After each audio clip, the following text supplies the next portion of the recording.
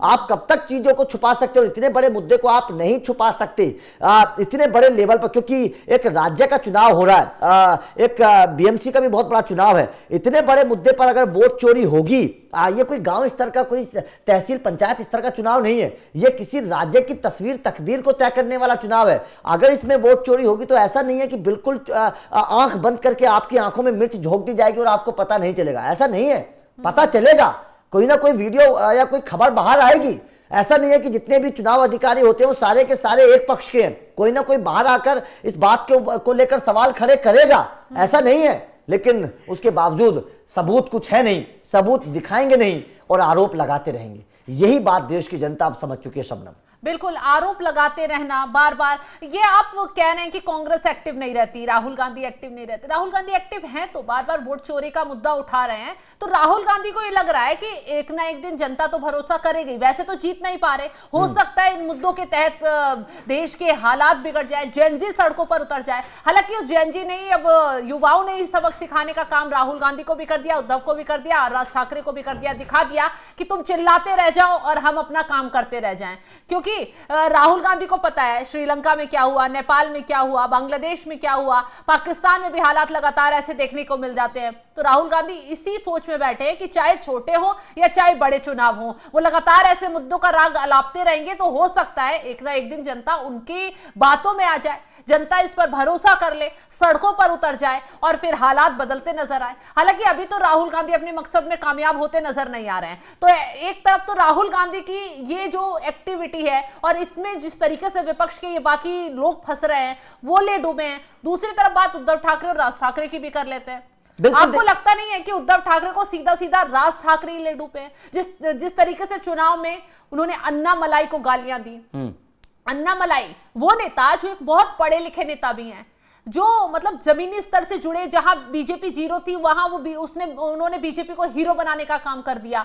BJP भी उन्हें अच्छे स्तर पर मानती है, उनसे भिड़ते हुए नजर आए और लगातार यूपी बिहार के लोगों को राज ठाकरे गालियां देते नजर आए, वो भी चुनाव से चंद पहले। आप ये तो देखिए कि महाराष्ट्र में, मुंबई में बड़े लेवल पर बाहरी लोग हैं, बाहरी मतलब कि यूपी बिहार के लोग वहां जाकर रहते हैं, व्यापार करते हैं और बहुत बड़े बड़े व्यापारी गुजरात के, मुंबई में सेटल हैं, तो उन लोगों का वोट भी है। अब जाहिर सी बात है, अब इस तरीके की बातें करोगे तो कौन ही आपको वोट देने जाएगा। तो इसका नुकसान उद्धव ठाकरे को पूरा झेलने के लिए मिला है। उद्धव ठाकरे को राज ठाकरे ही कुल मिलाकर ले डूबे हैं। अब बीजेपी की तरफ से बयान भी आ रहे हैं, निशिकांत दुबे कह रहे हैं कि भाई पटक पटक के मारने की धमकी और समंदर में डुबाने की धमकी आप हमें देते हो, मैं आऊंगा और अब आप दोनों से मुलाकात करूंगा। वहीं दूसरी तरफ एक और नेता है, वो सीधे सीधे कह रहे हैं, सिंपैथी कार्ड जो खेलते थे ना, धरा रह गया कि हमारी तो पार्टी छीन ली, हमारा तो नाम निशान छीन लिया।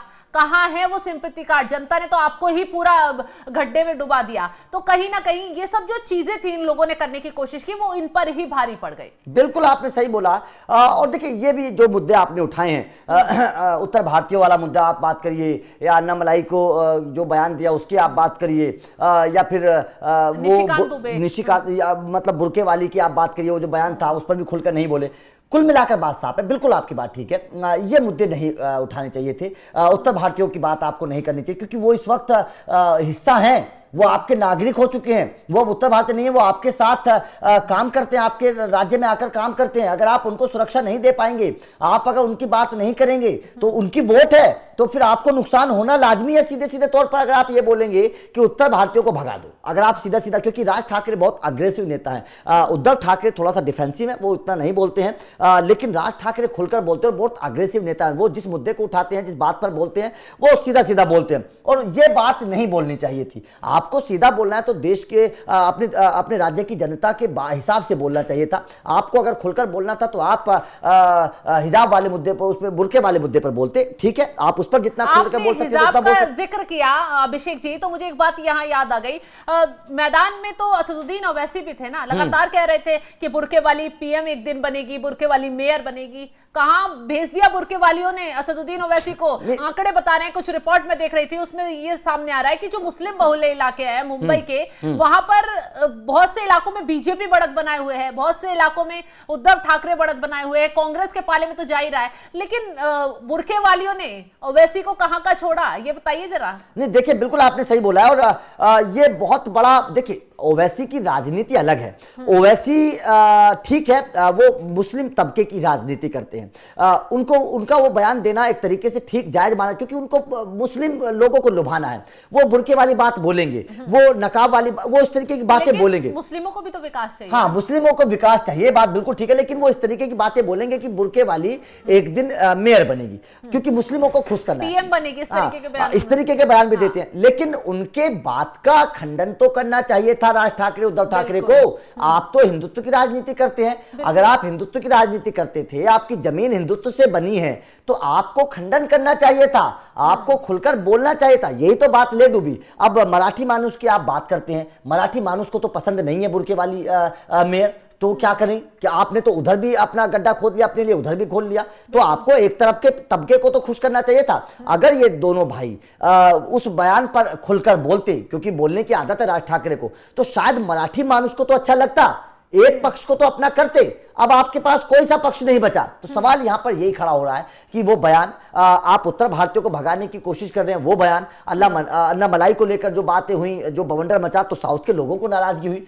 तो इसका फायदा भी, जैसे कि बीजेपी बोलते हैं ना कि हमें मेहनत करने की ज्यादा जरूरत नहीं है, हमारी टीआरपी राहुल गांधी बना देते हैं, वो हमारे लिए काम कर देते हैं। उसी तरीके से इस बीएमसी चुनाव में अगर देवेंद्र फडणवीस के लिए काम किया तो इन लोगों ने कर दिया। ये बयान देते थे, उत्तर भारतीयों को गुस्सा आया, उन्होंने बीजेपी को वोट दे दी। ये बयान देते थे, साउथ के लोगों को गुस्सा आया, उन्होंने बीजेपी को वोट दे दी। तो ये आधा काम तो इन्होंने पूरा कर दिया बीजेपी का, आधा काम तो इतिहास इन्होंने रचवा दिया। अगर ये उस तरीके के बयान ना देते, उनकी खिलाफत ना करते, तो शायद उत्तर भारतीय इतने एकजुट ना होते और इस तरीके से विपक्ष में ना जाते, बीजेपी की तरफ ना जाते। हो सकता है कि कुछ परसेंट वोट इनको भी मिलते, तो वहां पर फायदा होता, लेकिन आप नहीं रख पाए। आप मतलब कहते हैं ना कि बाहर बारिश पड़ी, पैसे बरसे, बाहर के पैसे चुगने के लिए आप अपने घर को छोड़ दिया, ना बाहर के बचे ना घर के बचे। तो यहां पर उद्धव ठाकरे का वही हिसाब हुआ कि उन्होंने उत्तर भारतीयों को इसलिए भगाने वाली बात कही थी ताकि मराठी अपने हो जाएं,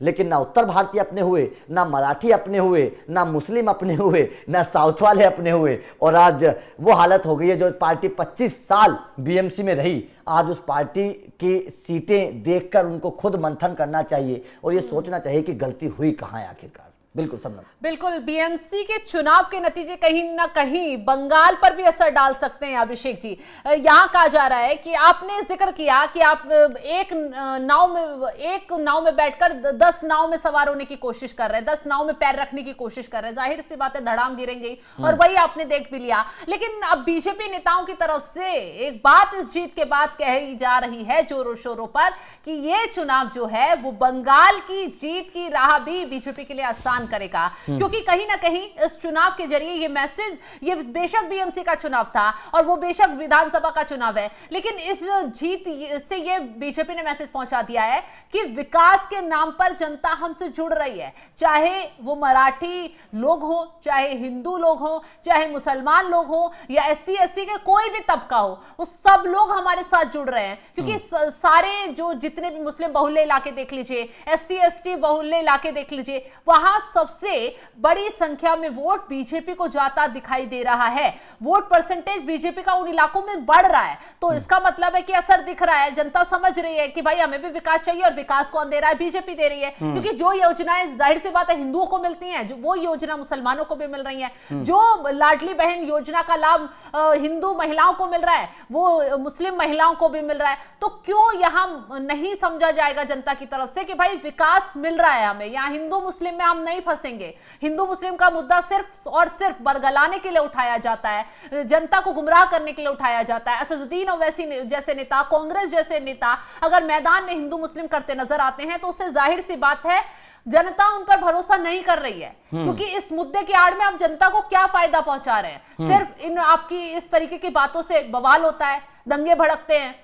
बिल्कुल कौन सा नेता खड़ा नजर आता है? कौन सा राहुल गांधी आते हैं, कौन सा असदुद्दीन ओवैसी आते हैं? सारे नेता घर में घुस जाते हैं, और पकड़े कौन जाते हैं? वो लोग जो इनके झांसों में आकर बवाल करते नजर आते हैं।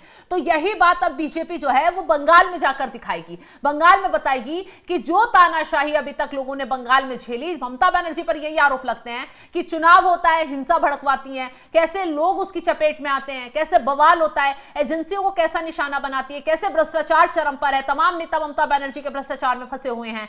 तो बीजेपी अब इसी इसी जीत को लेकर बंगाल में पहुंचेगी और बताएगी कि कैसे जनता भरोसा कर रही है, और हो सकता है बीएमसी की जीत ममता बनर्जी के लिए काल बन जाए। बिल्कुल सही बात है आपने। और देखिए चर्चा तो ये भी है कि 28 साल बाद जो उद्धव ठाकरे का किला है वो ढहने की तैयारी में लगा है। मुंबई को मिलने वाली है बीजेपी मेयर, तो मतलब साफ है कि एक अलग तरीके से मेयर बनेगा, क्योंकि अभी तक मुंबई पर राज हुआ करता था, एक छत्र राज हुआ करता था ठाकरे परिवार का, लेकिन ये 28 साल का किला टूट गया। अगर टूट गया तो मतलब साफ है कि सोचने वाली बात है। उद्धव ठाकरे को सोचनी पड़ेगी कि आपकी राजनीति पिछले 5-6 सालों में क्यों आपकी राजनीति का ग्राफ इतने नीचे गया। ये चीजें सोचने वाली हैं। उद्धव ठाकरे को सोचना पड़ेगा कि आपकी पार्टी नहीं बची, आपके सहयोगी नहीं बचे, आपके नेता नहीं बचे, आपकी वो जमीन नहीं बची, आपकी वोट बैंक नहीं बचा, सब कुछ तो चला गया है। तो आखिर आपके गलती कहां हुई? और गलती से सबसे बड़ी हुई वो जो लालच था ना कुर्सी का, उस लालच ने आज ना शिवसेना को कहीं का छोड़ा, ना उद्धव ठाकरे को कहीं का छोड़ा, और अब पूरी तरीके से खत्म हो चुके हैं। अगर वो लालच ना दिखाकर उद्धव ठाकरे उसी वक्त बीजेपी के साथ खड़े रहे होते तो आज शायद इससे बेहतर स्थिति में होते।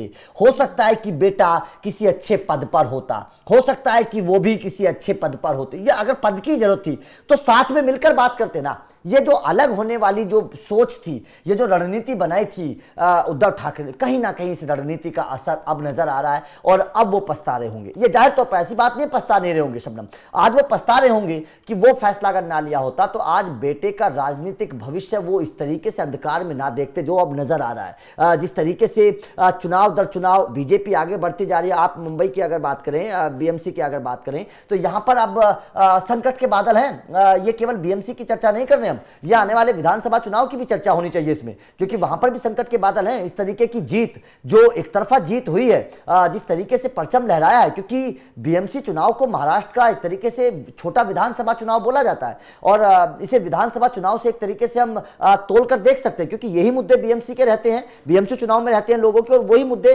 विधानसभा चुनाव में भी रहते हैं, सेम मुद्दे रहते हैं दोनों चुनाव में। तो इस चुनाव को हम विधानसभा चुनाव से भी जोड़कर देख सकते हैं। और जिस तरीके से बीएमसी में बीजेपी को बहुमत मिला है, उसको हम अगर विधानसभा चुनाव से पहले देखें तो मेरे हिसाब से ये उद्धव ठाकरे के लिए सोचने वाला विषय है, क्योंकि अभी विधानसभा चुनाव में वक्त है।